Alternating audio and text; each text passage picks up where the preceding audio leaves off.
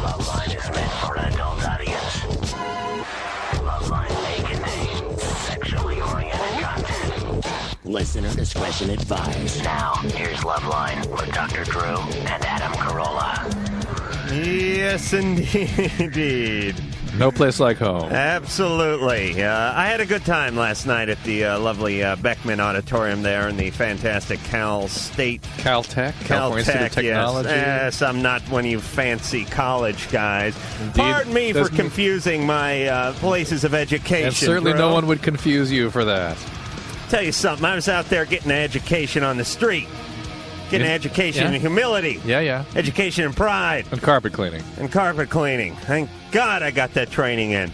Let me get the phone number out. 1-800-LOVE-191, 1-800-568-3191. Fax number 310-854-4455. I am Adam Carolla. He is Dr. Drew. He's a board-certified physician, addiction medicine specialist. Be there.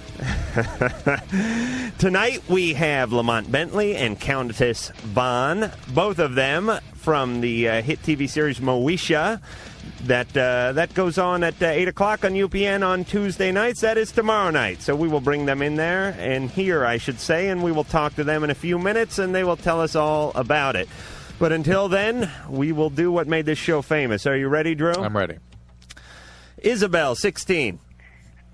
Yeah. I have, kind of a problem. I'm, straight and everything, but, and I have a boyfriend, and, I like him a lot and everything, but, I just, I have, a desire to, kiss one of my friends, and, we've, become, really close friends the past year.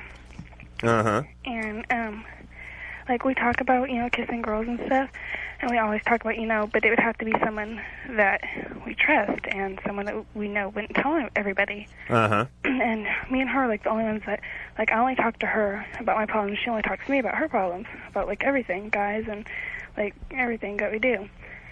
And, And so what question do you have for us tonight? Huh? What question do you have for us, specifically?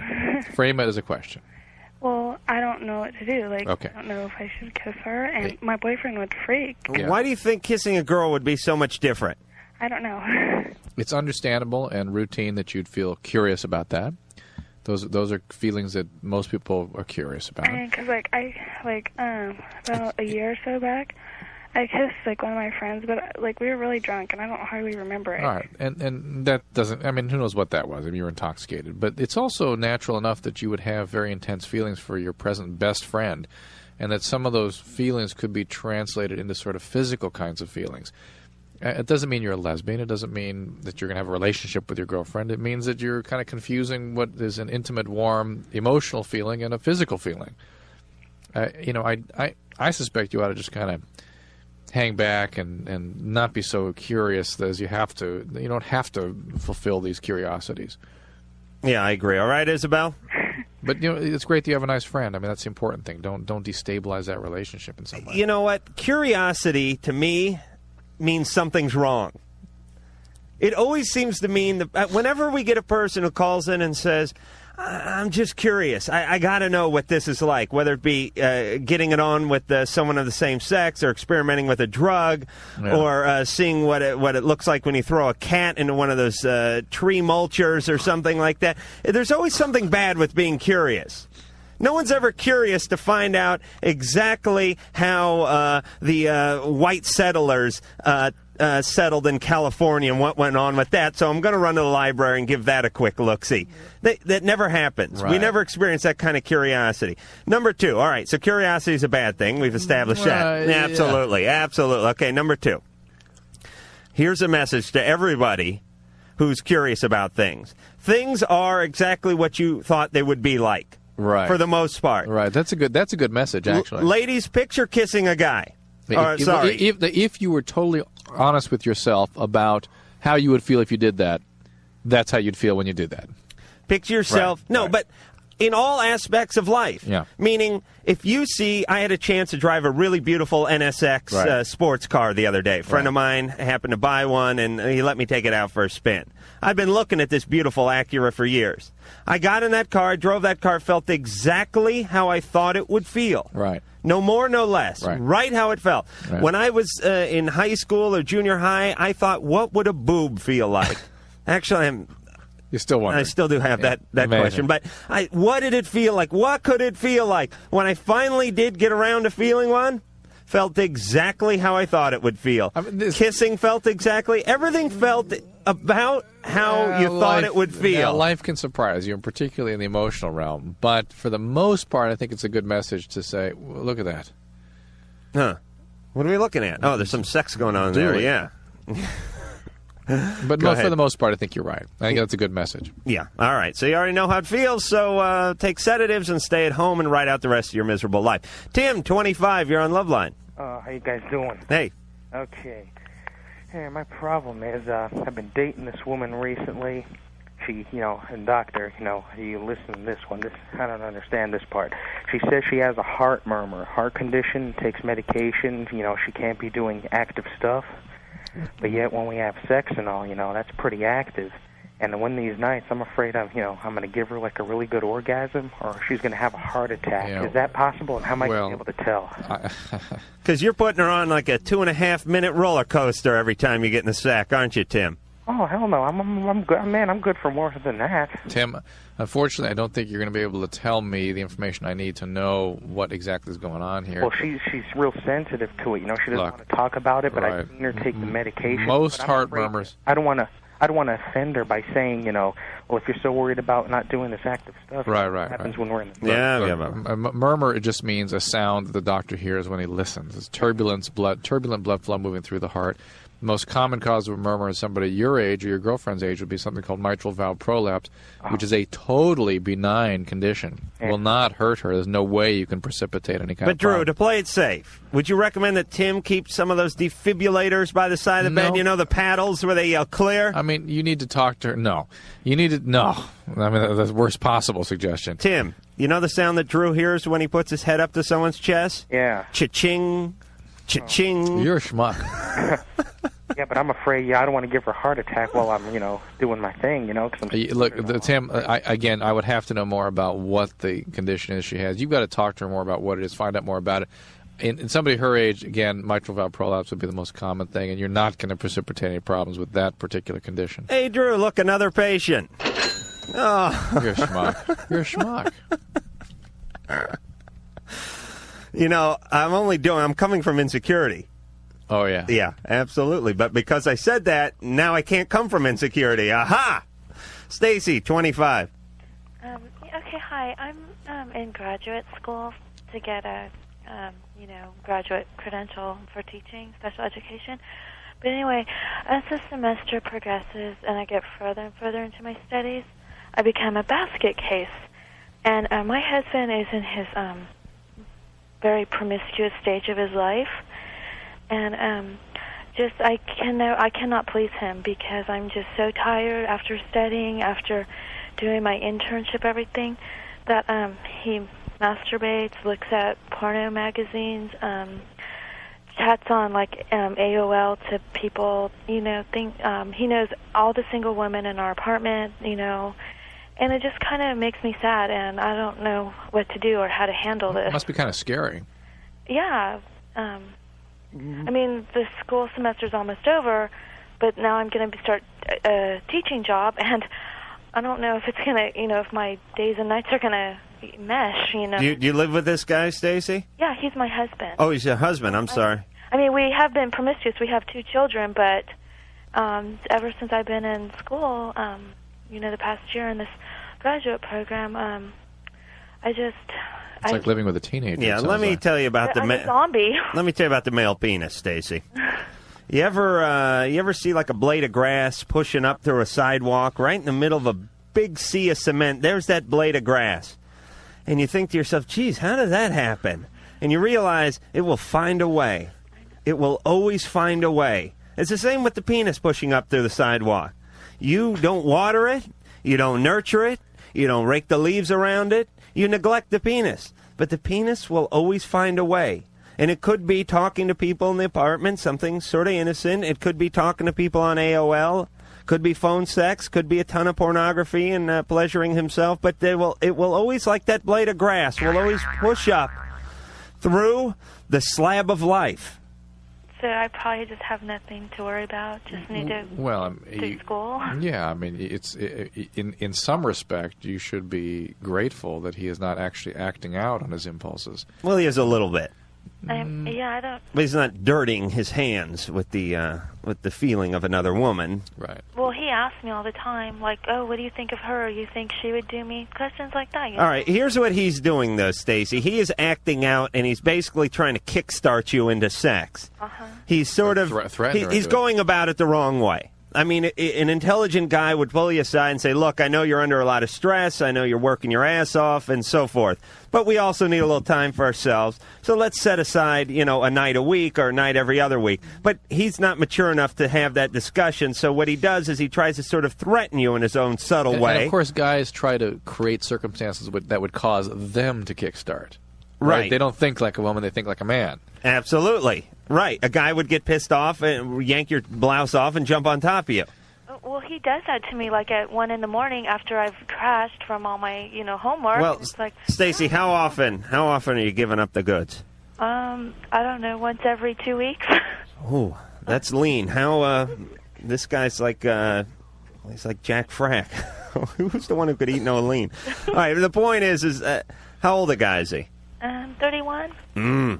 Yeah, that's tough. He says he's in a sexual prime. Yeah, I'm 31, and I know if I don't pleasure myself at least every other week, all hell's going to break loose. I feel for the guy, All right, well, listen, Stacey, don't argue with him over computer dating and phone sex and all that junk. Have a mature conversation with the guy. He's 31. He should be able to hold one by now. And just tell him what's going on, and don't get into a power struggle with him. Agree to a certain night once a week where he can give you a little bath and a little massage and rub a little oil on you or something. They have two kids. Oh, for Christ's sake, Drew, I'm trying to work out something that's going to be amicable between the two, and you got to bring the kids up again. Drew gets none, by the way, because he has triplets. You think you don't get any with 2 kids? Imagine with 3 kids. Yeah. He gets one during the equinox, and when's the other one? The summer solstice, Drew? I think Boxing Day may get some, too. Stacey, here's the deal. Talk to him. Okay. All right? I know it sounds like a radical idea. Hey, Lamont and Countess, both from Moesha, have just rolled into the studio. Hello. How y'all doing? What's up? Now, Countess, you're 17. That's right. So you're right in our demographic here. That's right. But we won't. We'll try to keep the show a little on the tamer side tonight, so as not to offend your delicate sensibilities. Okay. Lamont, you're old enough. Yeah, I'm old enough. How old are you? I ain't saying. But you look old enough. Yeah. You got the bald head, but I'm guessing I can see some stubble on there, so it's just a fashion thing. It's not out of necessity. Yeah. Yeah. Exactly. All right. So, Moesha, Tuesday nights, UPN. UPN, 8 o'clock, Channel 13. That's right. That's right. Watch. Now, is it? It's not 13 everywhere, though. No, it's not. No. And we're all over the place, so we'll stick to the UPN route. UPN. But I guess it would be at 8 o'clock all over the place. That's right. And no, actually, In Central, it's different, isn't it? Oh, it is? In Dallas, it's 7:30. Yeah, and in New York, it's like 7. Oh, okay. Well, look in the TV guide, all you morons. I can't tell everybody what time the show's on. Just watch. This Watch the episode entitled Hakeem owes Moesha Big and Hakeem's New Flame. Now, Hakeem, that's the character Lamont Bentley plays, and he is, I saw the tape today, and you are the sort of a hungry neighbor of Moesha, who is played by Brandy. Right. Brandy, the big teenage singing sensation. Right. That Brandy. You come by all the time, basically, eat and give her a hard time. Right. And now Countess plays Kim, who's basically the sex-crazed That's girlfriend. Right, who's hungry for Hakeem. Oh, you hungry for Hakeem? Very. Jeez, I'm starting to get a hankering for Hakeem. I got to be honest with you. He smells good. So now, have you guys ever consummated the relationship? No, he doesn't want me. What about off stage? No. Oh, okay. All right. You realize I have to ask, because my job is the host. We're buddies. All right, so the show's going good. Yes, it is. You, the UPN folks happy? Oh, we're keeping them happy. Well, yeah, they got bigger stuff to worry about over there. Don't worry, you guys are doing fine. That's right, second season coming up. Great. All right, so we're going to go to the... now, we don't know what episode's airing tomorrow night, do we? Hakeem's New Flame. Oh, that is Hakeem's New Flame. I have a girlfriend. It's with Reagan, Preston Gomez from Parenthood. Darius McCurry from Family Matters. And guest starred on it. all right, so look out for that tomorrow night. And Countess, you are a bit of a singing sensation yourself, That's right. and won the Junior Star Search Championship. Uh-huh. You want to? What song did you do? I did what the world needs now. Is Yeah. Love, Sweet Love? Love, sweet love. All right, you want to do it together? Maybe after the break. Great. All right, we're going to get back to the phones, and you guys are going to help out the problems of America. Russell, 16, you're on Loveline with Lamont and Countess. Hey, all. Hi. Okay, here's the deal. Okay, I've been dating a girl for about 3 or 4 weeks now. Uh-huh. Okay, or rather, we've been going out. You know, we were actually boyfriend-girlfriend, but we've been dating, I don't know, since Easter or so. Mm-hmm. Okay, and I mean, when I met her, she was 14, now she's 15, and I'm 16, okay? Uh-huh. There's a 2-year difference in high school, so I'm a junior, she's a freshman, so there's a little bit, you know, but not too much. It's not really Right. unheard of. But basically today we broke up, okay? And the reason for that being is that a little while ago she said that she was falling for me, and I didn't feel the same way. I mean, I didn't think that, you know, it's like, you're falling for me, but I'm just getting started. I think, you know, I like you, but I'm not quite to that point, and I didn't want to get to the point where Wait, hold she's up. really... I mean, why did you stop it, you know? Because I wasn't quite to the point where she was. I'm not falling in love with her. Well, explain that rather than just totally cutting her off. It's Explain because, it to her. I mean, I just wanted to become friends with her. I mean, you know, I mentioned to her the whole way through the relationship, I want to be friends. And then, you know... So you say she started falling for you, but you're not really falling for her. Yeah, I mean, she's falling for me, but I just want to keep it, you know, I'm liking her, but I'm not liking her so much as she's been telling me she's liking me.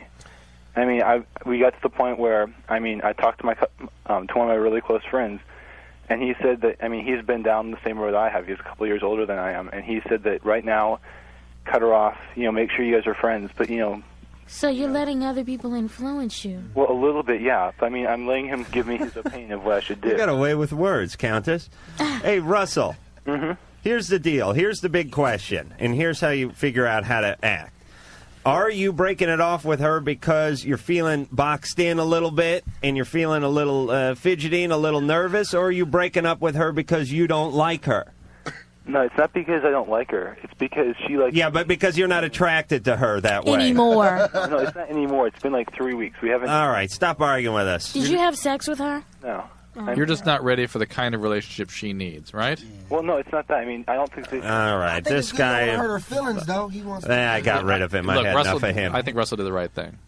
He did? He did the right thing. All right, but he was being too argumentative on the I air. understand. He's Everything you confused. came up with. Russell did the right thing. He knew he didn't want the same thing out of the relationship that she did, and whether it was because it was her or because it was the time in his life, whatever it was not going to work, and he got out. All That's right, fine. but Russell, don't tease her along. No, he did. He cut it off. Yeah, I know. Although he but- said they were still going to be friends, which is... Yeah, believe me, Russell has No such himself... thing as being friends. Yes, there is. Wait a minute, Wait a minute. Countess. After a situation like that. Countess, it's a delicate young flower like yourself I'm already. Gonna be quiet right now. Great. Countess, anything you want to share with us? Well, no, I'm just kidding. I'm All right, quite happy we'll get right to the now. bottom of this after the next commercial. Veronica, 20, you're on Loveline. I have a question. I talked to guys that are in prison, Okay. and I don't know, is that wrong? Maybe we ought to talk to her after the break. Drew, relax over there. This is a long one. Nothing's wrong with talking to a guy from prison. It just depends upon. What he's in there for. Yeah, that too. Is he in there for? He says he's in there for, like... Oh, so wait a minute. Right. Were you guys together before he went? No. So you just like met him while he was in jail? She only goes after guys who are incarcerated. Yeah. Wow. Why is that? Yeah, please tell me. I don't know. There's just I told you after the commercials, Adam. All right, we're going to put you on hold, Veronica, and we'll get back with you and more from Lamont, Bentley, and Countless. Ooh, you're wrong. Oh, sorry, baby. Countess Vaughn after this.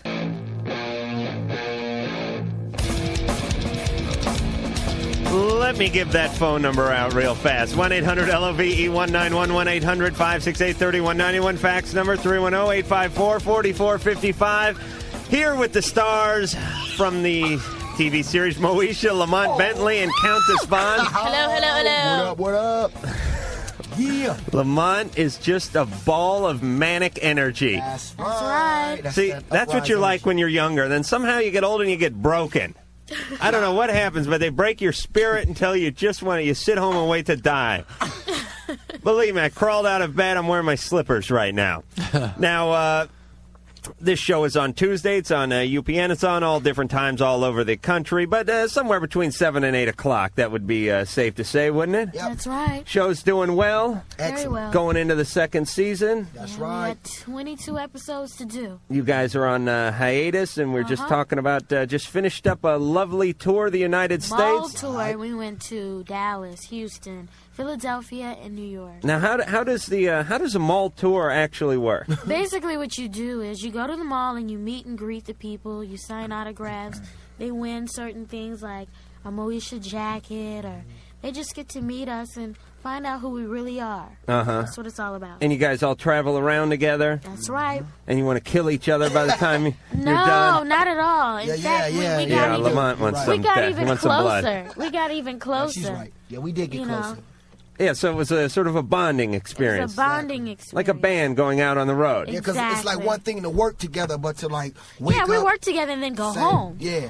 But it's like this to was wake like up in the same place. Yeah. It's like different, you know. Right. But no hanky-panky going on. Never. Nah. I think we would kill each other if that. Oh, we had to Drew go and I? involved. Yeah. Yeah, believe me, this is enough. 2 hours a night is plenty. Well, let the hanky panky come in. I'm the only guy on the show. What am I having? All the women? Absolutely.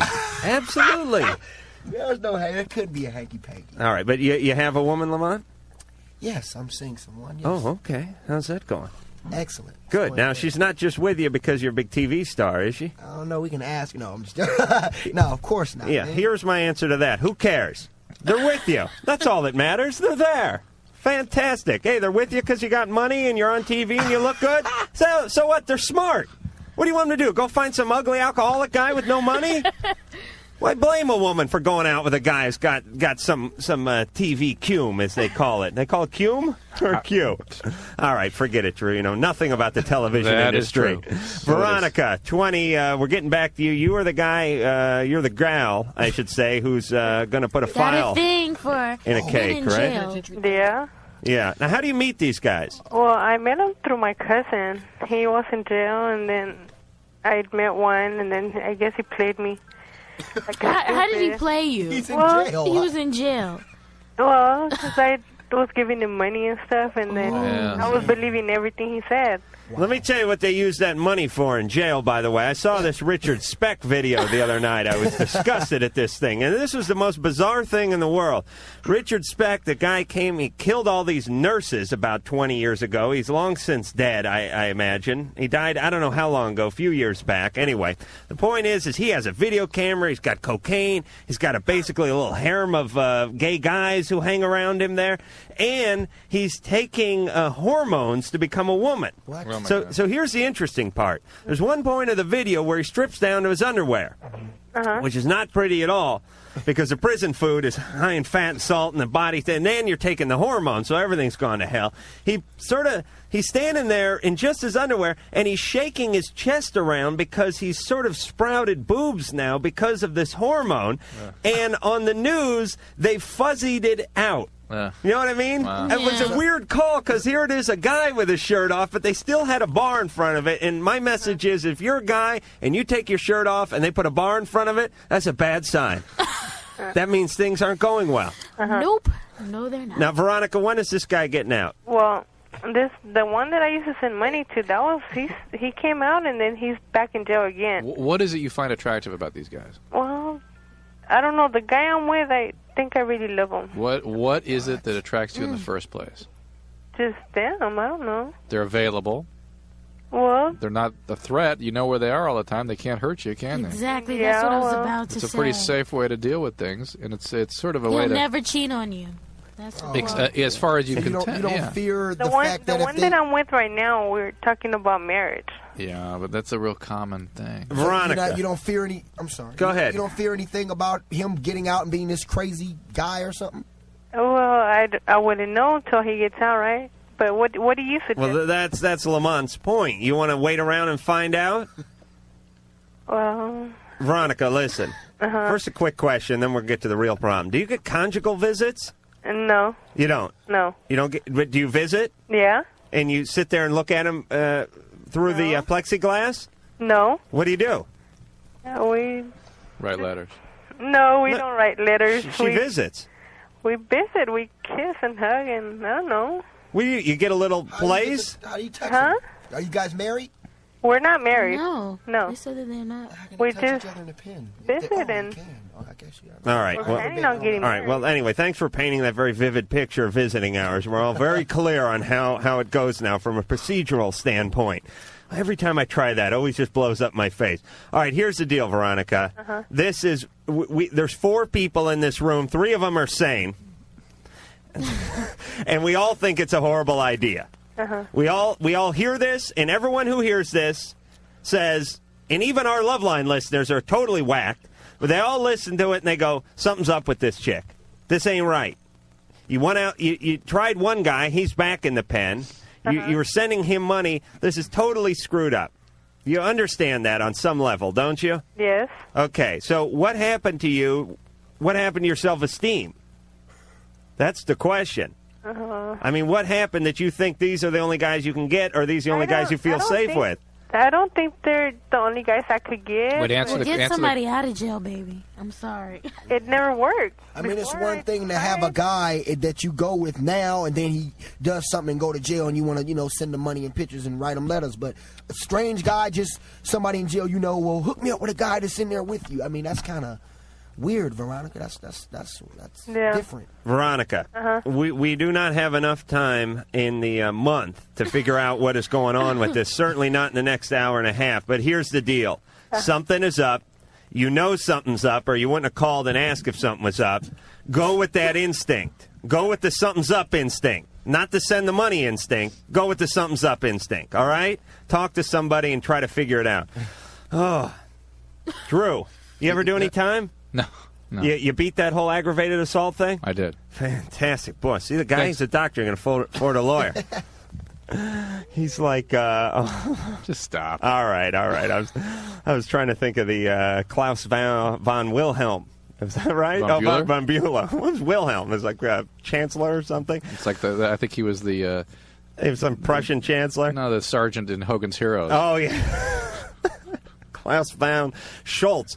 Daryl, 25. You're on Loveline with the cast from Moesha. Hello. Yeah. What up? Got a question for the doctor. Yes, sir.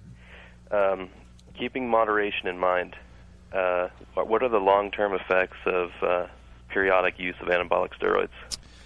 Well, can you accept that no matter what, it's not going to be good for you? Can you accept that? Exactly what, long-term or short-term? But everybody wants a quantitative analysis of exactly what's going to happen to them, and there's no such thing available. You can't tell for a given individual what risks, what kind of side effects, what kinds of adverse effects they're going to have when they take any medicine. And here's a medicine that was never designed to be used on healthy people. You're a healthy guy taking substantial medical risk to use a medication that has no therapeutic value, and you can really hurt yourself. You can have strokes, high blood pressure, heart attacks, accelerate your heart disease, and kidney Drew? disease. You can get depression. I've seen people kill themselves with severe depressions when they come off this. Drew, should we go to God's freight elevator and see how it works? Okay. And Adam is going to give you the ultimate trump here. Let's see. Oh, we got a shipment of anabolic steroids. Where are those going, Lou? Straight to the penis. Down to the penis. Third floor, penis dysfunction. Hey, everything works fine for me. Everything goes right in that freight elevator, straight to the penis. Cocaine, whatever it is, booze, steroids, it's all going right to the penis. And what does it do when it gets there? It shrivels it up. Well, first it makes it kills it. First it makes it overactive, and then it makes it resistive to normal activity. The penis. And it's real common for people who use steroids to have difficulty ever attaining a full erection again. Okay, but I'm talking about periodic. I'm talking about any use, and I don't know how much for a given individual that's going to happen. There's a lot of crossover. The people that abuse steroids commonly have stimulant histories too, or alcohol histories. So it bothers me when people are. Do you agree that there's abuse and use? It's only abuse, Daryl. If there were use, it would have to have a therapeutic value. You don't have a medical illness for which the potential risk of taking these medication warrants the use. Do you understand that? Yeah. That's the only time you should ever use a medication. When there's a risk of not using it, you're sick, and the risk of not using it is greater than any potential risk of the use. Daryl. You're healthy, there's only risk. Daryl. There's no health benefit. Can't you get big enough without them? Absolutely not. What are you trying to achieve? It's strictly cosmetics, but I don't want to be Superman. I look like a little bit bigger than a normal person that works out. All right, let me explain to you. Let me tell you what this is for, by the way, Daryl. This is not for women. This is so men will be scared of you, not so women will adore you. Because I've talked to many, many, many a woman in my day, and believe me, I found out exactly what women don't want. I still haven't really been able to pinpoint what they do want, but they always seem to tell me what they don't want. I seem to They don't want the ripple under the car seat in the pickup truck. All right, Drew's talking about a story that Bobcat said. All right, I had a date and I put some booze under the truck seat and tried to get lucky. It didn't work out. The point is this. They don't want some big, goofy-looking, hairless guy who's prancing around in a pair of women's underwear, so-called Speedos, on the beach. Am I right, Countess? That's right. I've already got a girl. I'm not looking for a girl. I've already got one of them. So why are you taking the steroids? Are you playing ball or something? No, it's strictly cosmetics. What do you mean? It's pumping me up. To make yourself look good to your eyes. You're trying to pump up your own brain, Daryl, and that ain't going to happen. You got a girlfriend. She likes you the way you are. Take it easy. Besides, you're going to deflate one day and look extra crappy. Yeah, that's the thing. I'm not using it for long periods of time. Daryl.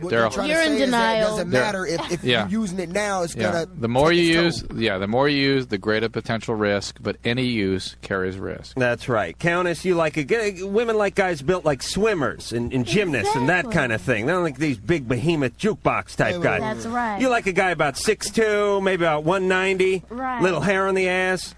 Oh, okay. I was trying to slip that one in. Until then, things were going well. We'll be back.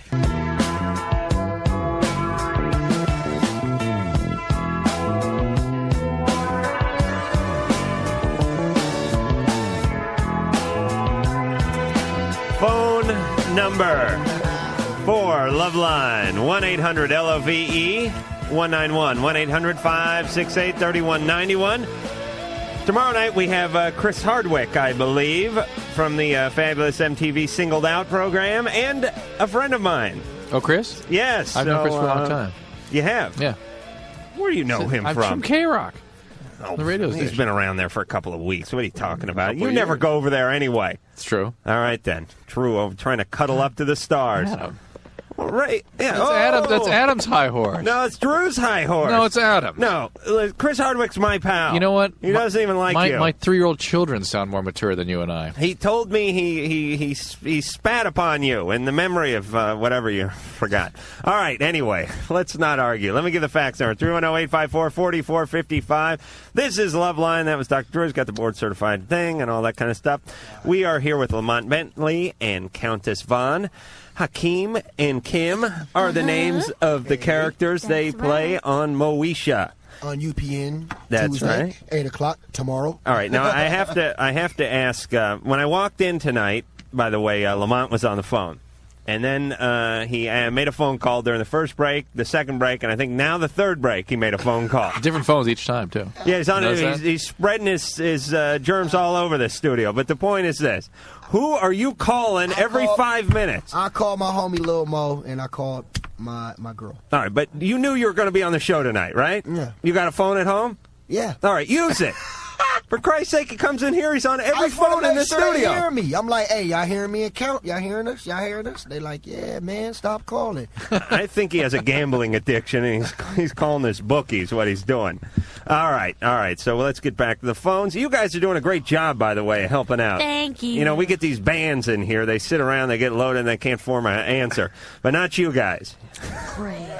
Oh, I kiss everyone's ass. Amanda, 15, you are on the Love Line. Hi, Amanda.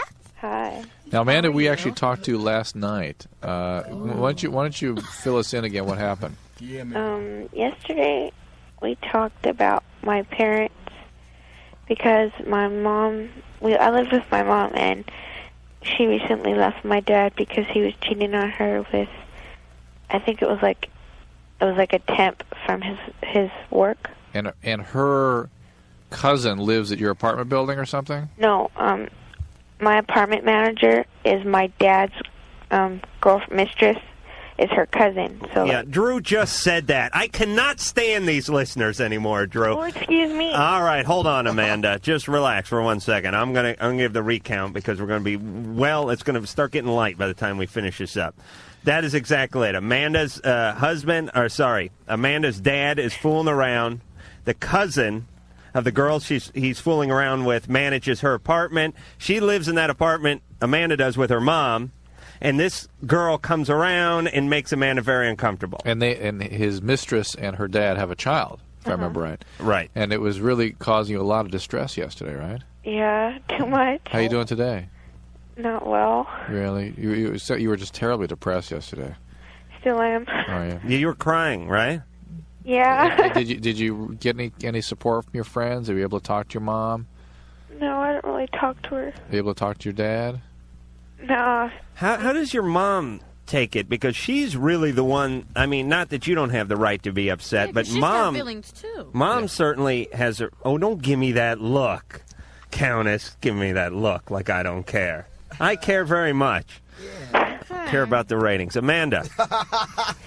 You are Seriously, wrong. how does your mom deal with this whole mess? My mom looks to God, as she puts it.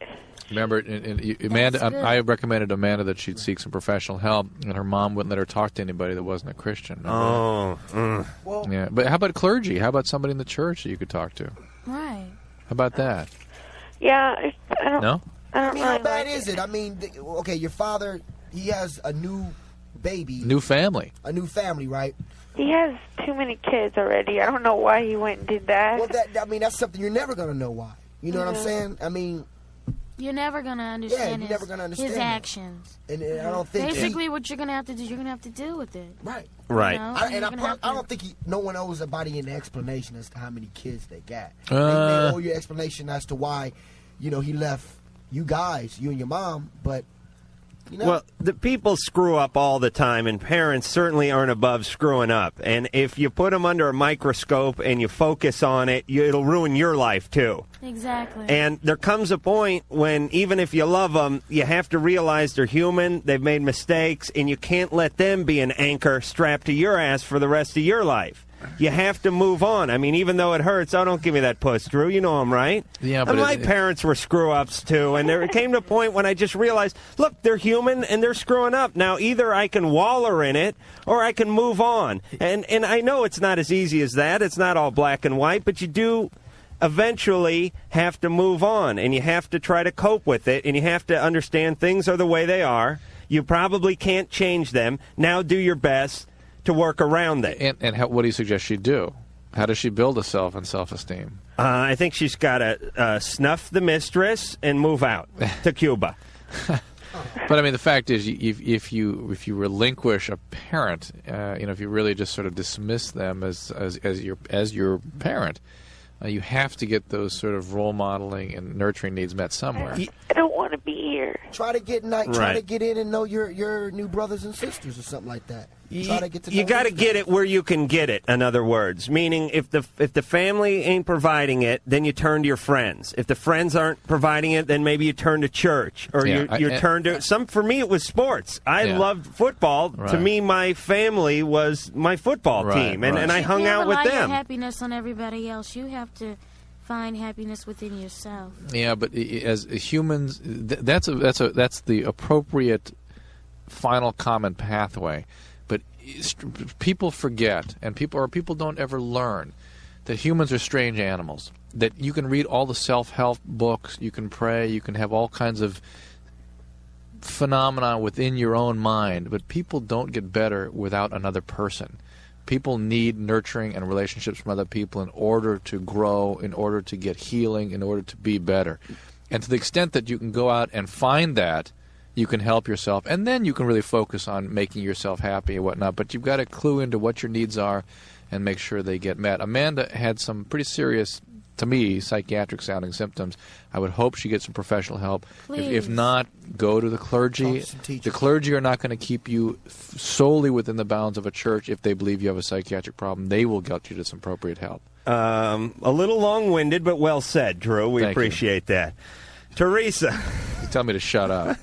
18. No, you're doing good. It was just, I would edit. I would edit Teresa, a little. What up, Theresa? Hi. How you doing? What's the problem? Pretty good. Just kind of worried and upset. What's the problem? Okay. I have my mother. I found out that she's a lesbian. My parents have been having problems for quite a few months now. Lamont has never heard the word lesbian before. He's now on the floor in a puddle of his own spit and urine. Why? Lamont, please, take your seat. Lamont has never been outdoors. Go ahead. Okay, how do you feel about this? Well, how do you know that? Well, it's like, how do I know? Yeah. Yeah, I found out through her lover, which is kind of like, I've known her since I was a little girl. She's my godmother. Oh. It's like my mom's best friend from high school. Well, what did she tell you? Well, it's kind of like my mom's been going out for a while, and I noticed that, she's been, I thought she'd been dating someone or something. And finally, my godmother kind of, she had to, totally kind of fess up. Cause we're really close. She's like my second mom. And I've known my godmother was a lesbian for a while, since I was little. What exactly did your godmother tell you? Well, she was kind of drunk one night. And she started telling me that, that she's found someone that's really made her happy. And it's someone that she's known for a while. And I wanted to know more about this because I wanted, to find out who it was and kind of meet her and stuff. And she's been, I guess it's been, building up inside of her that she's been wanting to tell me. And my mom doesn't know I know yet. So are you against this? Are you saying that you're against this? I'm mad. I don't even want to see my godmother anymore. What do you feel? What do you think? Sorry? Why are you mad? What does this make you feel? Because my mom's totally cheating on my dad. She's married. She's still married. They're still married. He's still in the house? I thought, yeah. So it's not a fact of, your mother being with a woman. It's a fact of your mother cheating. that's. I don't have nothing against my mom being a lesbian, but just thought of. She's still married to my dad. Do you look at this just out of curiosity? It's just as bad as her cheating with a cousin or like a man? I'd feel the same way if she was cheating with the man. A man and a family member. Right. Right. Well, sort of. They dubbed this person a family member, no blood. I understand, but she feels the right. closeness. Does your Understandable. Dad, I don't care if she was messing up with the man. If she wasn't. I'd be really furious too. Does your dad know? No, my dad doesn't know. Are you sure he doesn't know? Yeah, that's what I'm saying. Well, I don't even want to ask him. Well, I don't know how he's going to take this. It's one thing for her to mess up on a man, but then for her to mess up on a woman. Teresa, he might know, Teresa. Huh? He might know. He may be in there for all you know. Don't put it past the man. Yeah. Believe me. Oh, I know how the male brain works. I read Lamont's mind. Lamont, we had a mind meld here, like a couple of Vulcans. No. We had a whole big threesome worked up in our mind. And then Lamont snuck in somewhere. I think through the window. Yeah, Theresa, this is tough. And all right, so let's very quickly figure out what the hell she should do, because this is a tough one. I got a suggestion. Yeah. Go ahead. I don't know if I should confront my mom with it first. Ultimately, you're going to have to. Yeah. Exactly. Ultimately, you need to talk to your mom. Because you're never going to get rid of this anger. Right. Go to mom and give mom a chance to come clean before you go to dad. Right. That was my advice. Don't go to your dad at all until you talk to your mom. No, because dad he can snap. Right. Or the lady. Don't talk to your godmother. Talk straight to your mom. Yeah, I don't even want to speak to my godmother. All right, Theresa, confront your mom. Get it off your chest. All right, cool. And it'll work out. You'll feel better once you get it off. All right. All right? Thank you. All right. All right, now, we got to go to commercial. Can you guys hang? Yeah. This is... Countess? Huh? Countess is giving us a big brush off. I have school in the morning. Well, I have... I don't have anything. I got the Love Boat at 11, but... All right, all right. We'll let you go if you have schooling. I have school. Hey, I'm graduating. All right. She is. Give that up for her. Congratulations. Thank you. There, that's more like it. All right. Well, Countess Vaughn and Lamont Bentley, we thank you both for coming in, both from Moesha. That's right. Oh, we're keeping Lamont. Oh, okay. I gotta go to school. That's right. You got your GED a couple of months ago, and you're looking good. All right, so we'll keep Lamont around. Hell, Lamont's going to take over the show in a couple of weeks. We're grooming him, and we'll be back after this.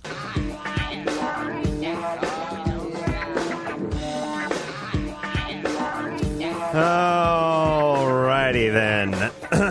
Countess Vaughn is on her way home, getting ready to sleep and probably bone up for a test. But we have Lamont Bentley whenever he hauls his ass back into the studio. Guess where he is? Let me guess. Hold on. Step out. You can see him right there. One does not need a turban to know that Lamont Bentley is on the phone. Yeah. I have no idea what Lamont Bentley would do before this technology was in place. Say, I don't know, 100 years ago? I could only imagine what that kid would be up to. But he will be in here momentarily. There he is. Hey, he slid back into the Loveline studio. Oh, look at him. He's been on the show for 45 minutes. He's got an attitude as big as the All Outdoors. He's got a payday and a Sprite, and he's looking good. Y'all told me to make myself at home. Yeah, but saying make yourself at home doesn't mean steal my furniture and have sex with my wife. It means relax. Well, I did it. Okay. You guys are nice to me. All right. Oh, what'd you get, a payday? Yeah, and a Sprite. Oh, yeah, that's right. You need some sugar. Yeah. That's what you need. I need more. You need something to wake up. Yeah, how about a nice cappuccino while you're at it? Oh, and I had my phone call, too. Fantastic. Who'd you call this time, Lamont? Little Mo again. Now, Little Mo's your girlfriend? No, he's part of my group. Oh, he's a boy. I'm sorry. He's part of my group. Okay. All right. We'll step out for 10 seconds, and when we come back, more Loveline. All righty then. Don't talk while I'm talking now. You know we're on the air? I didn't know. I'm coming down extra hard on Lamont because I'm trying to keep him in line. He's getting out of control. I see a pattern. See, now I've learned enough from Drew to understand that when the young people start getting out of control, it's important to show them a firm hand so they know it's tough love. That's the policy we have here on Loveline. And Lamont plays a character of Hakeem. From Moesha, which stars the singing sensation Brandy, who sold like 3 million records. Maybe 4 now. What a life. And what is she, like 17, 18? 17 years old. Exactly. What do you do from there? I don't know, man. I wish I was 17 with a platinum. Yeah, but look at you. What are you now, 21? Honest to God, I'm 22 years old. 22 years old. Yes, I am. You got a hit TV series. And I play 16 on there. Comes on tomorrow. Tuesdays, UPN. Absolutely. Hey, and a big double episode tomorrow, am I right? That's right. And both episodes one episode is entitled at 8 o'clock, entitled Hakeem's New Flame. Absolutely. And the other one at 9:30 is entitled Hakeem Owes Moesha Big. That's right. And now that one has Bo Jackson. I almost said Bo Derek in it, which probably would have been a little better if I was watching, but Bo Jackson's in there. Right. He plays my boss. Now that episode's about Hakeem gets a job. And he works at a shoe store. A whole episode about Hakeem getting a part-time job. Yeah. Now, he works at a shoe store. Yeah, he's my boss. He plays Mr. Porter. Now, is he, so you got a chance to hang out with him and do some acting with him? Yeah. How is he?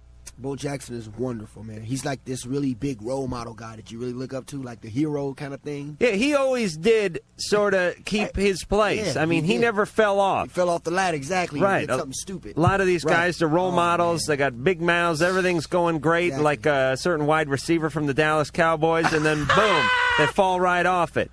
But Bo was always good, real soft-spoken guy. Very nice. Gives me good advice. Is he walk with a limp? How's his hip doing? No, he's fine. Actually, he looks real good. And you know, when I wear like sweatpants, baggy, they pull your pants up, boy. Oh, really? That's what he used to say to me. I'll tell you, he'd go for none of this constant phone calling nonsense around Bo's house. Let me tell you, he'd come down on you like a sledgehammer. All right, it's back to the phones we go. Dennis, 17, you're on Loveline with Lamont Bentley from Moesha. What up, Dan? Hey, what's up? What's up, homie? Not too much, man. Right. I just got out of jail about a month ago, and now it seems that I'm kind of sleeping with my best friend's wife. Oh, well, number one, let me stop you right there. He's not your best friend. Not anymore. He's not your best friend. And you're going to land him in jail after he kills you. Because I had a so-called best friend, and he took my money. Good. So You know what I'm happened saying? there? Well, I don't want to go into it. I'm just saying that people that you think are your best friends and you're doing something bad to them, or they've done something to you bad, they're not your best friend. So take that title away right away. He's not your best friend, because if you were your best friend, then No, he's not. Dennis isn't his best friend. Right, exactly. You've been stripped of your ranking as best friend. You've moved down to a lecherous pain in the ass. So tell us about this. What happened? I mean, I haven't told him. Well, when did you start sleeping with her? When you got? It just happened today. What were you in jail for? Residential burglary and assault and battery, disorderly conduct with a firearm. So you just decided when you got out? Has she been writing you while you were in jail? Nah, we just been good friends for a couple of years. And then all of a sudden, you guys just... Yeah, I went upstairs to get her because she was going to give me a ride home. And she was laying on her bed. I started messing with her, and she kissed me. And Where's the husband during this whole thing and your ex-best friend? he was downstairs watching TV. Oh, you got balls the size of Nevada, Wait a second, Dennis. You're hold not up, telling me you're on top of this guy's wife while he's sitting in front of the TV watching Married with Children with his feet up on the table, are you? He was downstairs. I was upstairs. You gotta be... You're pulling my chain now. Come on, man. You got on top of his... First off, you must be the fastest lay in the West. No, actually, it was about 45 minutes. He watches TV nonstop. Well, I watch a lot of TV, too, but I would know. My spidey sense would tingle if some guy was on top of my wife upstairs. What were you thinking? Were you thinking, like, man, what if he comes up here? I was just thinking about, damn, better nut. Oh. All right, Dennis, let me tell you something about thought clarity for just 1 second. Now, you're a young guy, right? You're 17. Yeah, she's 34. All right, she's 34. But let's forget about her for a second. Let's concentrate on you. You got busted once already. You're fresh out of the pokey. And you're not what I perceive to be a real clear thinker. Because first thing you did is you had sex with your ex-best friend's wife. And second, you did it while he was in the house. Third, I'm guessing from his wife, from you, and from him that this guy's probably the kind of guy who keeps a seal club under the sofa or something, could have went upside your head with it, and you would have never known the difference. Now he does keep a gun downstairs though. All right, so Dennis, listen. This evil Knievel approach to life is going to either get you dead or back in jail. Am I right? Yeah, you're absolutely right. And another thing, man, you have to start using your big head to think. I mean, think about it. You laughing, but I mean, this guy is, you know what I'm saying? What if he finds out and he comes after you in a violent way? You see what I'm saying? Then you're not gonna think about that hot time that you were trying to think about. You know what I'm saying? I know what you're talking about. All right, Dennis, here's the deal. Because we don't have all night, don't tell him. Don't get near her again. Don't do something stupid like showing up for a picnic and start laughing when you see her or anything like that after a couple of beers. Don't do nothing. Pretend it never happened. If you ever talk to her, Mum is the word, and you tell her he's going to kill me, then he's going to kill you if he finds out. So don't ever say a word. And Dennis, you're out now. Fly straight, would you? Thanks a lot. Get yourself a job and get it together. Stop screwing everybody. Disaster. My God. I've just kind of figured out that some people they're not clear thinkers, or they just don't care. Prison is no consequence. A friend shooting you in the back while you're naked is no consequence. Wow. Oh, man. Jim. 17. You're on Loveline with Lamont Bentley. What's up, Jim?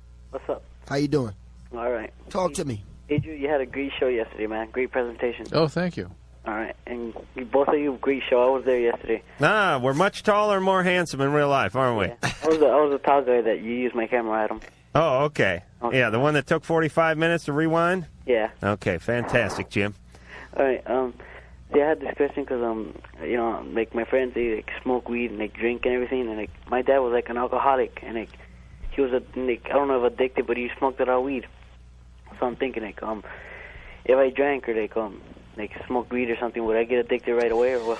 Well, here's a couple of pieces of advice maybe you can use. One is that alcoholism is hereditary, and there's about a 50% probability that you would inherit the predisposition for that disease. And I've only seen marijuana addiction in alcoholics. If you don't have the biological predisposition for alcoholism, you tend not to become a marijuana addict. Okay. And it's easy to tell if you're going to be a marijuana addict because most people, the vast majority of people that become marijuana addicts, have a tremendous positive experience when they get high the first time. Yeah. Takes a few exposures to marijuana to actually get high. You have to use it 2 or 3 times, and the third time, usually people will think this is the best. I love this stuff. Yeah. Watch out, because from that day forward, you will preoccupy about that drug, All right. and that does mean that you have the predisposition for alcoholism as well. Now, Jim, why are you asking this? You want to start getting high and drinking? No, like maybe I might go to a party or something. All of a sudden get crazy. It's 50-50. Yeah. 50-50 probably. I had another question. If my dad was bald, he's in his 30s, he got bald. Would I get bald right away? Not necessarily. Maybe his hair fell out from smoking too much weed. Maybe. All right, Jim. They say it's on the mother's side of the family, but every guy I know the balding. who's bald, his dad's got the same hairline and is bald too. Yeah. Every guy I know, it's the dad. They want to know how they're going to look. Look at dad. Right. Now, Lamont shaves his head, so no telling what his dad looks My like. dad got a whole head. All right, full let me of hair. feel. Let me feel. Oh, hey. Hey, you want to come? All right, I'm going to rub that later, but it feels good. Give it a rub. Give the lucky head a rub, Drew. Yeah, oh, look, he's really doing it. Yeah, rubbing it, rub too. the head. Yeah. Drew, I'll let you rub my ass later. It's a little less stubbly. Not as lucky. Oh, boy. No, but you're lucky when you move your hand before I pass wind. Julia, 15. You're on Loveline with Lamont Bentley. What up? Hi. How you doing? I'm fine. Good. I was wondering, I'm 15, as you know now, and I've given 5 guys head in the last 4 months. And Wait. Slow down. You're 15 and you've given 5 guys head in the last what? Yeah. 4 months. 4 months. 4 months, but I didn't use protection or nothing else, and it's been since I've been started doing drugs. Right.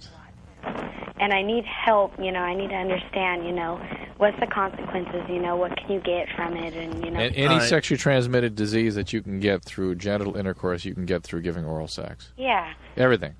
Everything. Hepatitis, AIDS, herpes, you name it, you can get it that way. Yeah, but it's certain ones aren't as transmissible. They aren't are they? as common that way, but they're fairly transmissible. I mean, her warts are not as transmissible. Is it transmittable or transmissible? Either. Oh, they're both right? Transmittable. Yeah. All right. What kind of herpes can you get? I mean, what kind is it? I mean, is it like...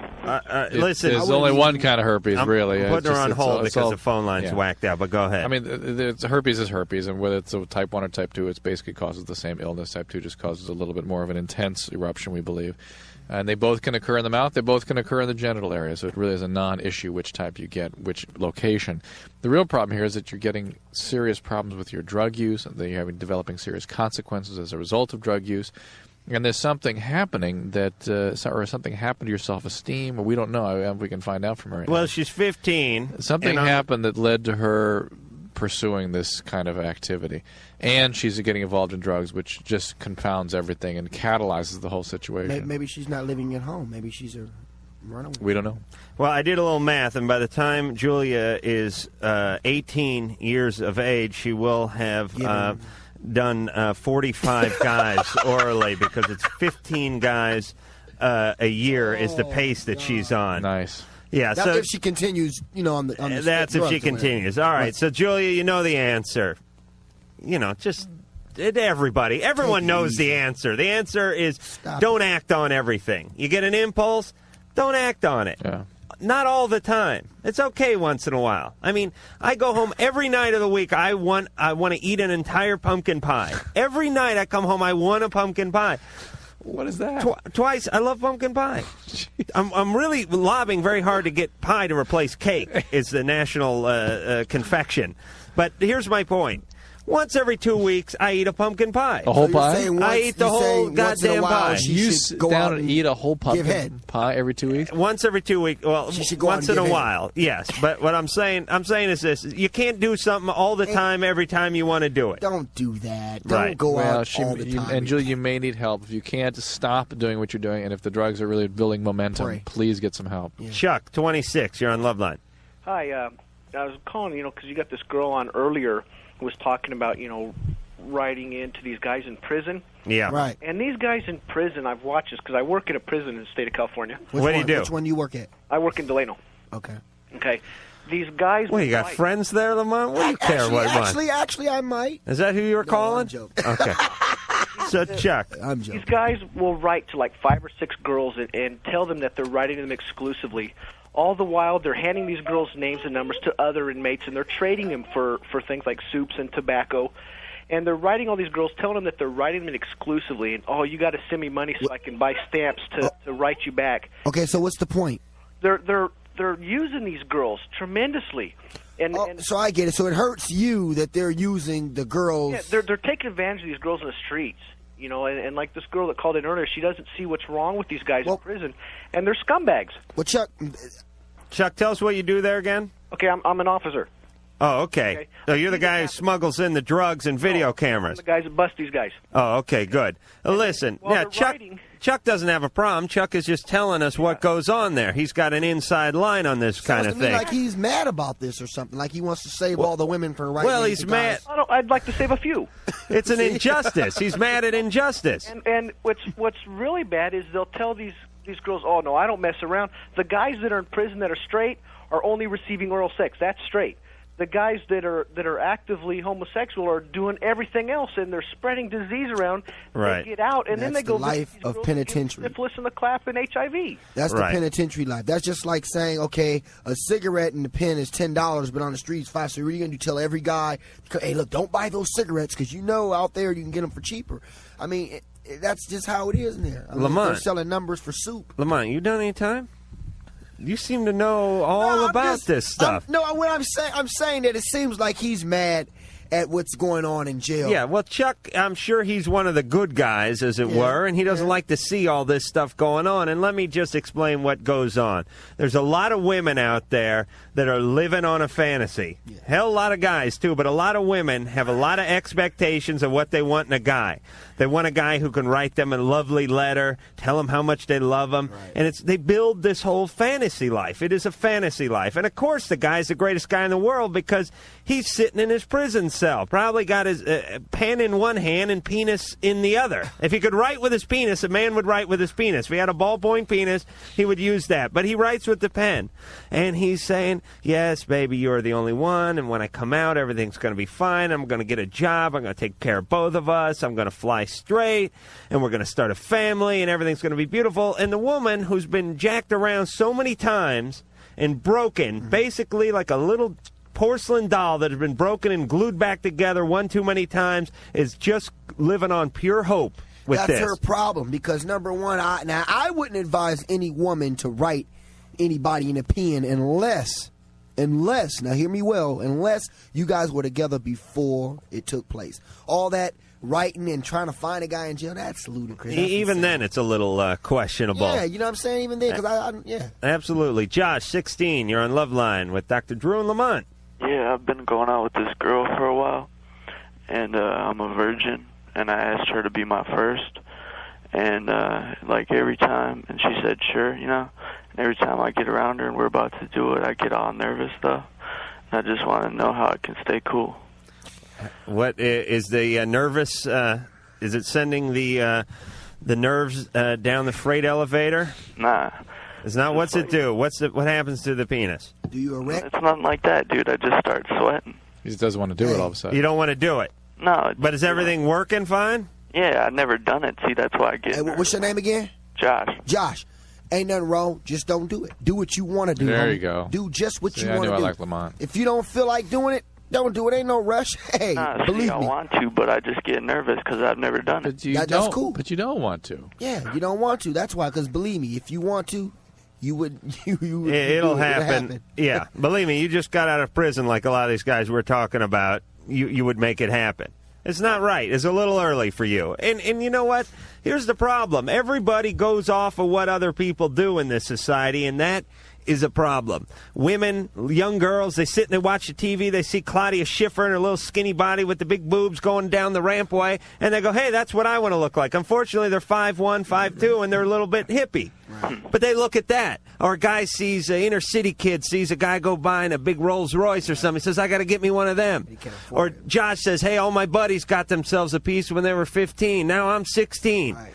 Forget about what other people are doing. Do what you do. Plus, when you do it, make sure you have your little friends there, your condoms. Yeah, I know what you're saying. Right. Yeah, it's nothing, you know, Josh's time may be 18, maybe 22. Yeah. Just because the neighbor kid got some when he was 13 doesn't change your natural agenda. That's right. Boy, I'm like Socrates tonight. Do you notice that? Between you and Lamont, boy, you got Lamont, Socrates we don't need there. the Drew over No, I'm here. quiet. Don't worry. I'm not saying anything. Chilling. That's what We I'm need the saying. Drew. No, Drew's no. the doctor. Let me tell you, we cut him loose. You get a salary. Oh, yeah. Okay, that's more like it. I knew he speaks that language. Zita? Yeah? Hey, you're 14. You're on Loveline. Hi, what's up? How you doing? Hey. Okay, I was wondering, most of the women in my family has miscarriage, the ones who had babies, usually their first time or their second time having babies, and I was wondering, do I have a chance to miscarry like that? Zita, most pregnancies, the majority of pregnancies end in miscarriage. So it would be normal for family members to have experienced that. Yeah, but Drew, clarify that, because if she's saying that, that means it's more so probably than your average family. And let me finish. Thank you. Have there been any other problems with the pregnancies that have? Well, I Gone hate through? to say it, but half the people in our family are like alcoholics and stuff. Were they using when they were pregnant? Some of them were, most of Yeah. them were not. I mean, if you're using when you're pregnant, you're likely to have a miscarriage. Uh-huh. If dad is using hallucinogens, there might be some increased risk of that sort of thing. Mm-hmm. You know, that throws a whole different light on it. I mean, the behaviors can definitely increase the risk of miscarriage. Also, if there's some sort of a genetic problem between either of the pair, that can increase the risk of miscarriage. And I wouldn't think you would necessarily inherit that, judging by what you're saying here. I would think it would just be probably average, provided you're not using drugs or involved with somebody who is. All right, but it's spread out like throughout my whole family with the women. Remember, most pregnancies end in miscarriage. Very common. All right, so Drew, the answer is take care of yourself and Right. do everything you can do. The stuff you can't change, you can't affect the little cells, the little DNA, the little genes that are swimming around your Right. body, but you can't affect it drinking, smoking, and Right. so forth. I mean, if there was some problem with miscarriage, I probably wouldn't be able to, with the potential for miscarriage, I probably wouldn't be able to tell just talking to her on the radio. The doctor just said something very interesting that I've never known. You said most pregnancies end in miscarriage? Yeah. So meaning most that- pregnancies end before people even aware they're pregnant. Really? Yeah. Then that's what he means. Oh, that's something. Whoa. Lamont, you turned out okay, though. Great, Adam. You slid right out of that bald head of yours, didn't you? And we'll be back after this. Phone number 1-800-LOVE 191 1-800-568-3191. Fax number 310-854-4455. We are here with Lamont Bentley from the hit TV series Moesha. You can find it on UPN on Tuesday nights, different times around the country, but somewhere around 7:30 or 8. And you can't miss it tomorrow night because they have a action-packed double feature for you. That's right. Both starring my new buddy Lamont, who plays Hakeem, the hungry neighbor. And are you hot for Moesha? No, he's not. What's up with that? Hakeem and Moesha, they grew up together. You know, it even says in one of the scripts, it says that they grew up together so tough that back when they were young, the only thing kids did at that age was play hide and go seek and take afternoon naps. Right. So it's like I've been like this. We've grown up together since babies on up. Right, but I've wanted to have sex with everyone I grew up with. And I don't think that's on Hakeem's mind. That's another good thing that I want to stress about the show. You never really see in reality, like a guy and a girl that are teenagers and are like just friends, strictly platonic like that. Right. And that's how Hakeem and Moesha's relationship really is. Yeah, especially when one of them's good looking. And Brandy's not bad either, I got to say. Brandy looks good.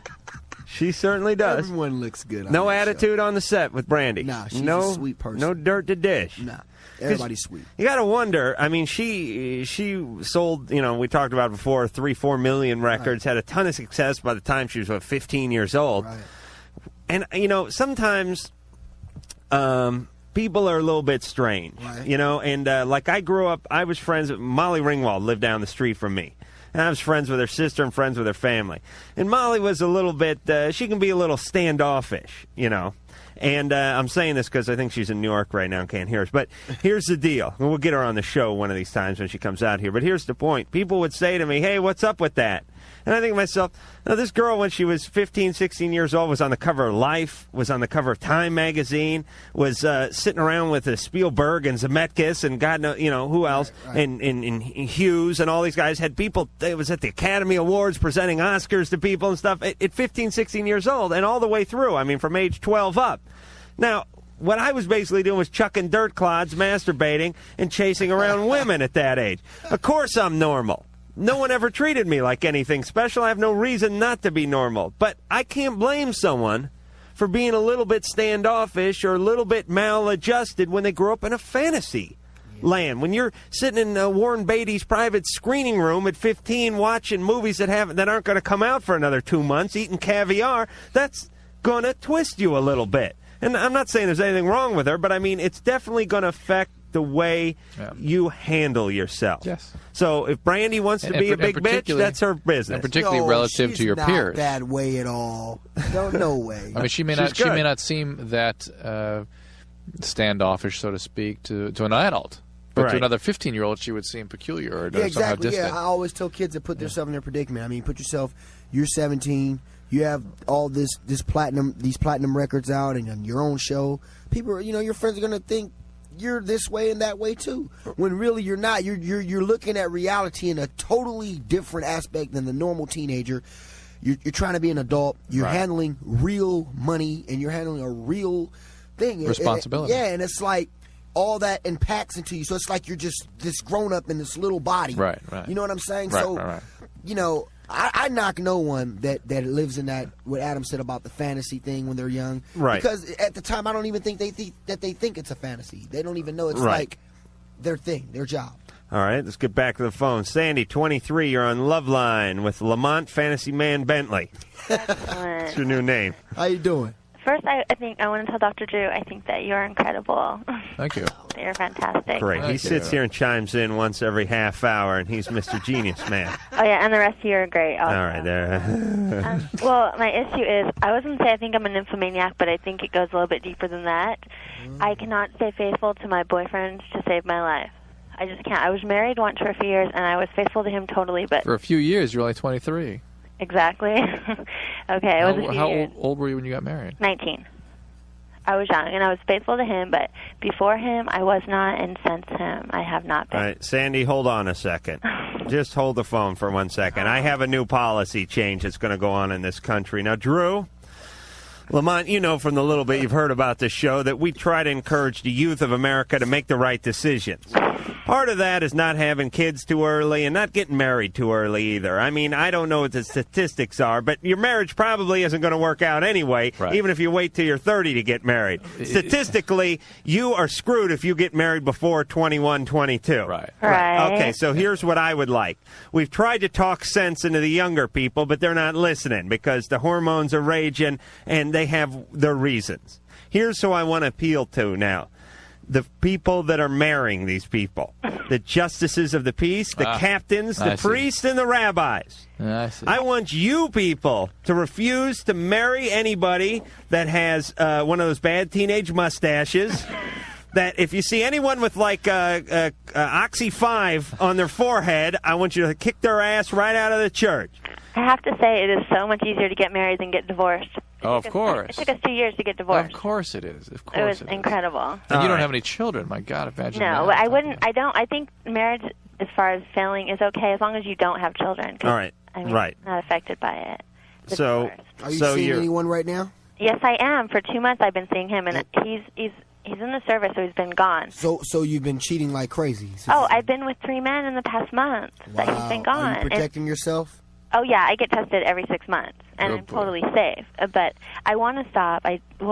Where do you meet these guys? Where do you find these guys? I mean, not that it's any big feat. A woman can always find a guy, but I'm curious. Just different places. I don't come on to men, and I don't like to get picked up on. It just, I meet through friends and whatnot, and I don't go to clubs. I meet them like at the grocery store or at school. But you're saying, you're a nymphomaniac. Are you saying you're a nympho? Well, I think it's just, I like the variety of the spice of life. That's it. I get bored of one man. Are you satisfied by these relationships?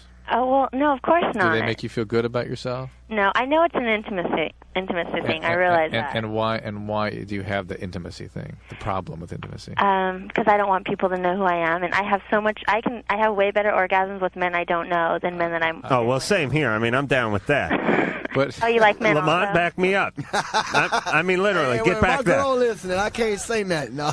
But what is the problem? What led to this problem with intimacy? Couldn't tell you. I really don't. You tell me, Doctor. I'll tell you where Drew is heading.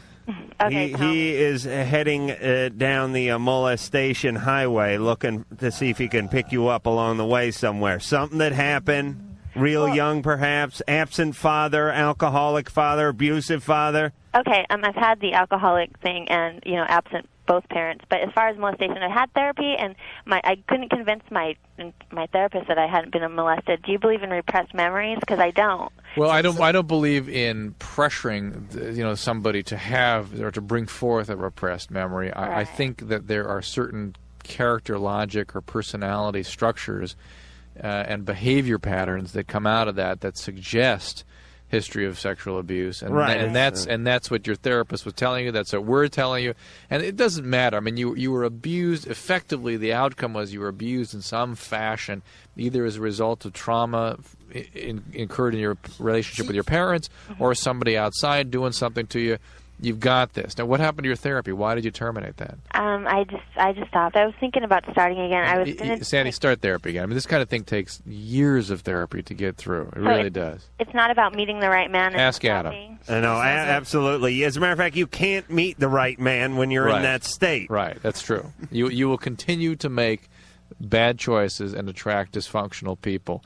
You must work through this, and it takes a long time. You're like someone put a blindfold on you, spun you around, and you're playing pin the tail on The Bachelor, and you got no clue what direction to go. Don't dedicate yourself to any more of these guys either, because You should actually have a moratorium on relationships. You shouldn't be having relationships because they're going to continue to support this dysfunction, this lack of self-esteem, and they reinforce the sort of non-intimate relationships that you've been having. But Sandy, real fast, you're at the market, and the spindly bag boy says, "Paper, plastic," and you go, "You decide, handsome." I mean, is that how it works? Oh, you're hilarious. Here's the beauty about being a woman: if you want some, you can get some. That's all there is to it. Yeah. Now, as a guy, I mean, I could remember being 23. I would always make this plan, by the way. Age 22, 23. I'd look myself in the mirror. I'd slap on some Aqua Velva. I'd say, "It's Saturday night, baby." And I'd do that shadow boxing thing. "Come on, champ. Let's go now. Tonight, you ain't coming home unless you come home with somebody." Go out, get nothing. You just wouldn't come home. Have you ever gone back to that apartment? No, it's a curse. I'm scared to go in there. Thanks for bringing that up, Drew. And we'll be back. Okay. Phone number 1-800-LOVE 191 1-800-568-3191. Fax number 310-854-4455. I'm Adam Carolla. He is Dr. Drew. Tonight from Moesha, we have Lamont Bentley. Countess Vaughn was in here a little bit earlier, but she's young. And responsible. And had school in the morning. And I think her folks were here with her. Were they not? Who was that? Her folks? Yeah, Mr. and Mrs. Vaughn. Yeah, jeez, I would have a cow for my my folks. But at 17, yeah, that's a little hairy having your folks in there, and you're giving all kinds of advice, I should say. And thanks for toning it down for it too, Adam. Oh, jeez. You're welcome. Chris Hardwick from MTV Singled Out will be here tomorrow night, and I can rest assure you. Jeez, I'm just one big screw up. Rest assured, we will have a good time with him because he's a friend and we're going to abuse him. But tonight, we have Lamont Bentley, who has also done other things beside Moesha. Oh, yeah, I have. He has done Tales from the Hood, which I did not see, but I'm this close to renting. Yeah, go rent. It's a good movie. I Is played it? the role of Crazy K, yes. Now, this movie's basically like a horror movie. It's like Spike Lee meets Freddy. It's not a horror movie. It to isn't. me. It's about it's a message in it. Really. Oh, there is? Yeah. Oh, hold on, Mr. Mr. Art over here for 1 second. I'm serious. It is. There's a message in it. Don't make me rent that movie and see a bunch of topless women screaming, running down. Is the message keep your top on when you're in a sorority? Well, What's the message? You picture Spike Lee, first of all. All right. And then picture all the movies he's done, everything. There's always some kind of message. Right. So, same thing with this. It's a message in it. It's like the movie consists of 4 stories, and each story has a message in it. But it is, if you were looking, and because people can go out and get this movie, should they look in the horror section for this? Yeah, it's in the horror section, but it's not a scary movie. But for young kids, it can be kind of scary. All right, but what's in it for me? I'm old. I like to masturbate. I think you would like the Corbin Burnson scene. Because something weird happens to him? Yeah. Okay. Very weird I don't give away too much, but I'll rent it. And my scene is really... All right, I'll watch it just for you. All right, but I'll tell you what, I'll put my penis back in my pants when you come on, just out of respect. I have a G-string on in the movie. Oh, I have to, oh, you do? Yeah. What the hell are you mincing around in a G-string for? They made me wear a thong. They told me, hey, put this on. Lamont, let me tell you got to talk to your agent, man. You can't be running. You can't be mincing around in a thong now. You're a big guy doing mall tours. You can't be running around in a thong. Hey, I'm not Dennis Rodman. You're a role model, though, man. You can't be dancing around in G-string. Did Spike stuff a couple singles in the front during the break? Spike wasn't even there. Oh, really? Yeah. Rusty Cundiff directed it, and Darren Scott. Okay. Well, they're capable guys. Yeah, they're who needs Spike? All right, here we go. Back to the phones. Sarah, 16. You are on Loveline with Lamont Bentley. Hey, how you doing? What's up? Nothing. All right, this is the thing. My mom is kind of an uptight person, and I've been seeing this guy. Well, we're not really, like, seeing each other, but we've been talking for a couple of months, and we've been good friends for a couple of years. But just recently, we've sort of been getting serious. And I want her to like him, but she really, really, really doesn't. And it really upsets me because I want her to know that he's a part of my life, and I don't like sneaking around and sneaking out to see him and lying to her, but I don't know what to do because if I told her, she'd just be more angry at me. How do you know she doesn't like him? Because she's told me that. Based on what? Has she met him a few times? Well, once when I was sneaking out to see him, we got caught, and so based on that, she said, well, I just don't like him. If you're sneaking out to see him, you must be a bad person. And How old are you? 16. And how old is he? 16. So she doesn't really know the guy. No, I mean, but she's kind of like that. Right. She makes her snap decisions. Right, and she likes people who look her in the eye, and he's really nervous around her because he knows that she does not like him. So he doesn't really look her in the eye, and she sees that as, like, insincere, and so... Right, she's reading a whole bunch of attributes into this guy that may or may not actually exist. Right, and they don't exist. Right, okay. So what you need to do, could he come over? No. He can't? No. She's banned him from the house, sort of based on nothing. Well, no, she hasn't banned him, but if he does come over, I know she'll be upset. I mean, he comes over when she's not there. He's not allowed to be your friend, even? Well, I mean, she doesn't like it when he calls. Well, you need to build a relationship between them in some way. Yeah. I mean, if he's a good guy, she needs to figure that out. If he's not a good guy and you're denying his negative attributes... No, he is a really good guy. And You know what you should try? A nice twist would be have him call your mom one day. Oh, right. Yeah, and talk with her. Yeah, that'd be a good episode of Moesha, but here in reality, that ain't never going to work. Wait a minute, that would work. This is where you wake up and say, hey, That's I'm on the right. planet Earth. So you're telling me that you couldn't tell the guy to call your mom and just to have a conversation? She would probably hang up on him. Really? It's that bad? It's something. But here's the deal. And we always talk about this. People want a fast answer. There is no fast answer for a relationship. It's kind of like when you talk about, like, saying, well, I got this Rottweiler, and I'm getting a kitten, and I want to know how to make sure they get along. I don't want the Rottweiler eating the kitten. Now, you don't say, well, you lock them in a closet together and see who comes out. You say what to do. You take the Rottweiler, you put it in the kitchen, you put the little thing up there, you take the kitten, you take something like a sock, you rub it on the kitten, you get the scent of the kitten. Then you let the Rottweiler sniff it for a minute. Then you make sure and pet the Rottweiler a lot whenever the kitten's around so the Rottweiler doesn't feel like it's not being attended to. And you work it in real slowly, and eventually everyone feels comfortable, and you feel comfortable, and you go out, and the Rottweiler still eats a cat. But the point is you took your time about it. Right, do it slowly. That's what you got to do with this. All people that are trying to get in the good favors and the good graces of mom or dads, of girlfriends or boyfriends or whatever the case is, chip away. Don't do it all in one. Treat it like Mount Rushmore. Just a little chisel each time. And a few months will pass quickly. They'll feel comfortable with you and it'll all work out. Am I right, Drew? Yeah, keep at it. But again, you need to look honestly at the person and try to imagine your mother's perspective on him and how she might see him, and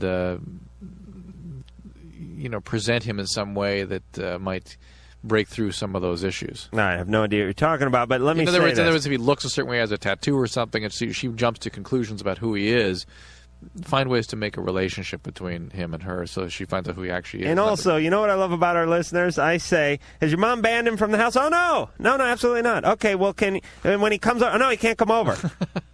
I cannot stand that crap. How many times tonight has that happened? Like 4 times But already. it's that sort of rebellious teenager thing. Right. You make a statement, Right. absolutely not. Oh, no, he's not banned from the house. All right, we'll send him over. Oh, no, he can't come over. It's my dad's mistress's cousin lives here. No. It's my dad's mistress's cousin. Yeah, absolutely. For Christ's sake. All right, Drew, here we go. We got to vent, too, once in a while. You know, there's no love line that Drew and I can call. Kelly, 18. Hi. Hey. I'm having this problem with my boyfriend. I think that he might be cheating on me. I called him at 11:30 the other night, and he told me he was going to take his dog for a walk, and it was raining out. And he told me that one of his friends from Oklahoma was coming to visit him, and he said that she was going to stay with him for a while. Well, nothing gets past you two.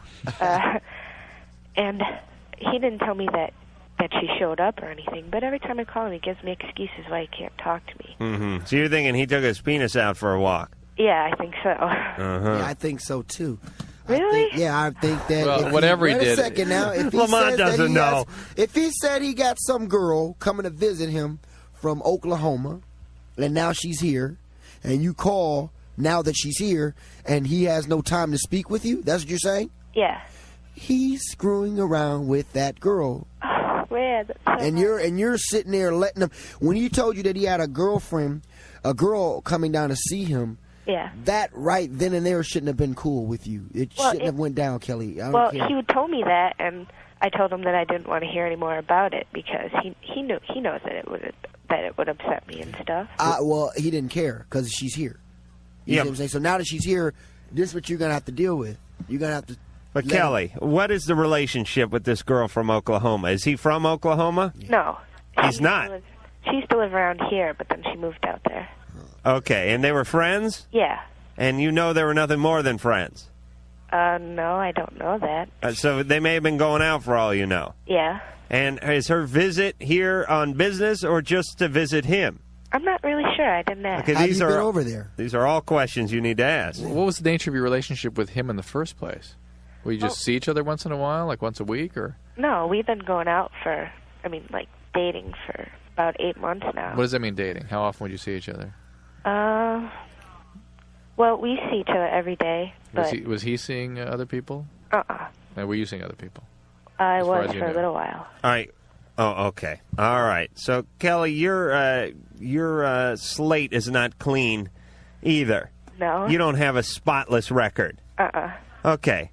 So, in possibly you see, and this happens all the time, people see in other people what they possess themselves, meaning you're the kind of person who screws around on a boyfriend or a girlfriend. You often see that in others or attract those kind of people and start up those kind of relationships. So, Kelly, I don't know if you're projecting or not, but either way, and here's the bottom line is, if you think your partner's screwing around, you got a problem. Whether it's you just thinking they're screwing around is a problem, or whether they're actually screwing around, either way, it's a problem. It's a problem if you're thinking it.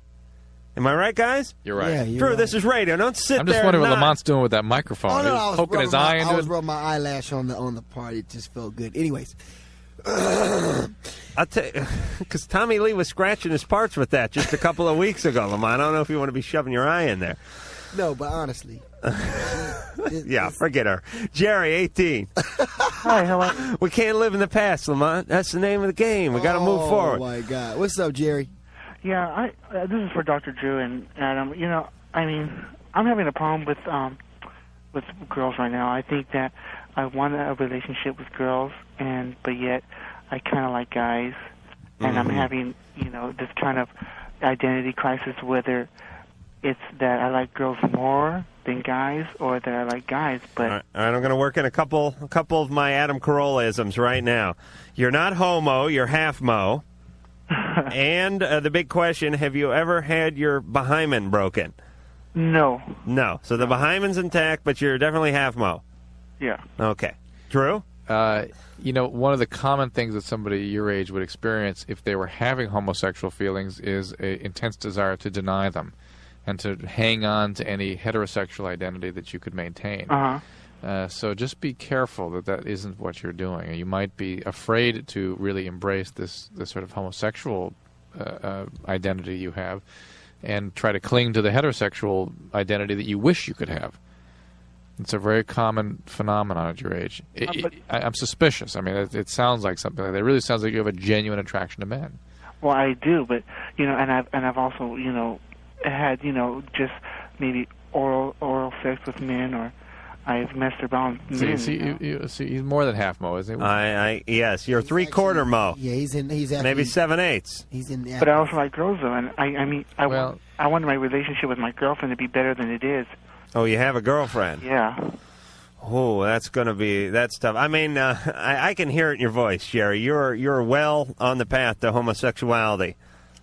Okay. Yeah, well, nothing wrong with that. And let me tell you, I know some gay couples, happiest goddamn people on the planet, laughing all the way to the goddamn gay bar. These people are. They run like no other couple. Heterosexual couples, all they do is basically fight. The girl thinks she's fat. The guy thinks he's not getting enough sex. It's one big argument. The gay couples, they're totally prosperous. They make a bunch of money. They got two guys, both in one house, who can mow the lawn and fix the car.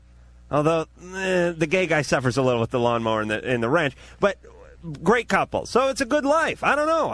I'm endorsing it fully. Plus, more chicks for me and Lamont and Drew. When he needs it. Am I right? Seriously, do you care? I wish everyone was gay. I wish I was the only straight guy in America. No, I don't wish. Come on, Lamont. Me and you. But No. Mike, the engineer, just tooled in and said still wouldn't matter. But thank you, Mike. Fantastic. You're on the gay list now. Come on, Lamont. Me and you, the only two straight guys in America. Could you imagine? Okay. We'd have the market cornered on boobs and ass. Yeah. All right.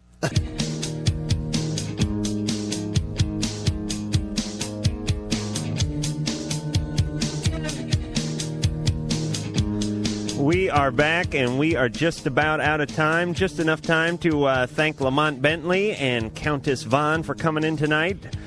You can find them on Moesha, which will be on UPN on Tuesday nights, usually around 8 o'clock. Big doubleheader tomorrow night starring my new friend Lamont. So look for him. And go out and watch the show tomorrow night. We have Chris Hardwick from MTV Singled Out. For Dr. Drew, Adam Carolla, the beautiful Lisa phone screener, the beautiful Sherry, the phone screener, the lovely and angular one, producer Ann, who always does a wonderful job, the one-nut wonder engineer Mike, who is rarely off his seat, but still manages to do a fantastic job. Say bye, Lamont. Goodbye, and baby, warm that food up. We'll see you tomorrow. You've been listening to Loveline. The opinions expressed on Loveline, especially by Adam Carolla, are not necessarily those of the staff, management, or sponsors. Or even the character voices. Loveline, produced by Ann Wilkins for Westwood One Entertainment.